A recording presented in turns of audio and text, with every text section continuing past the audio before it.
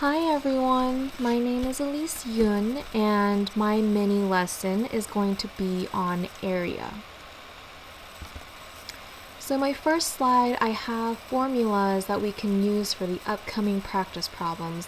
The most important ones for this lesson is the formula for square, which is side times side or side squared, a rectangle, which is length times width, a triangle, which is 1/2 times base times height, and the circle, which is pi r squared.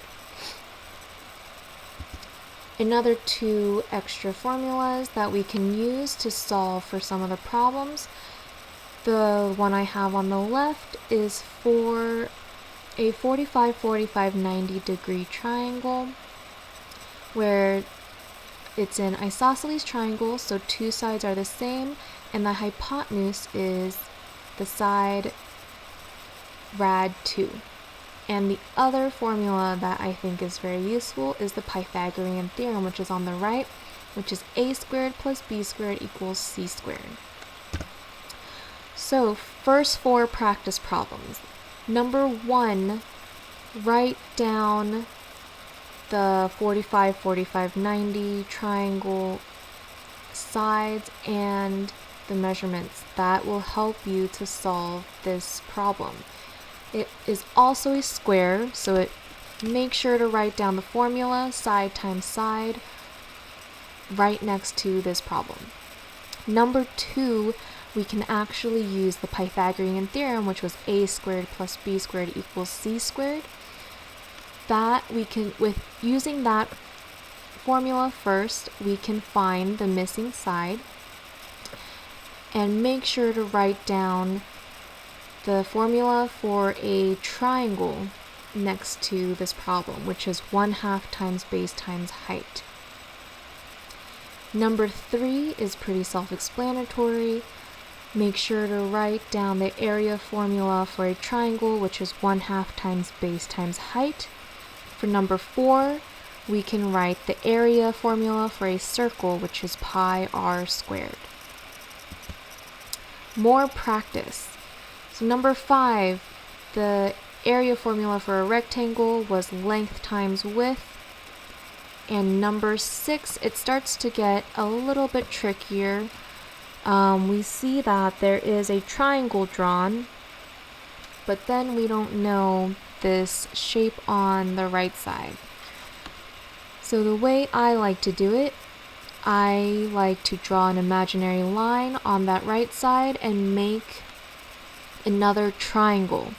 So make sure to write down the area formula for a triangle and a square, because once we make that imaginary line, we're going to have 2 triangles and 1 square that we need to calculate.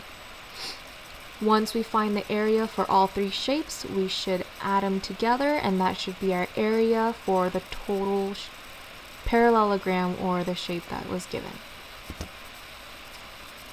Practice problems, again, these are the last practice problems. So number 7, it gives us an equilateral triangle, meaning that all sides are the same. But we need to figure out the height, because area formula for the triangle is 1/2 times base times height. So what we have to do is we need to cut this triangle in half from top to bottom, meaning that the 4.12 at the bottom is also going to be cut in half. And using that and the Pythagorean theorem, or another formula that we can use is a 30, 60, 90 triangle that we learned in previous lessons. So if everyone has that in their notes, they should be able to solve for the area of this triangle for number 7. Number 8, they give us the diameter. The diameter is the full length from one end of the circle to the other end. So since this one is a circle, we can use pi r squared. The radius is half of the diameter. So once we find the radius, we will be able to solve for the area of this circle. Number 9, our last problem. This we will learn more in depth in the actual class lesson about underestimating and overestimating. As you can see, figure 1 has a shaded region that goes outside of the ellipses, and figure 2 has a shaded region that stays inside the ellipses. So when the shaded region goes outside, it means that we can overestimate. When the shaded region is on the inside, we underestimate. The most straightforward and easy basic way to do this is to actually count every fully shaded square and estimating how many more full squares we can get with the partially shaded squares.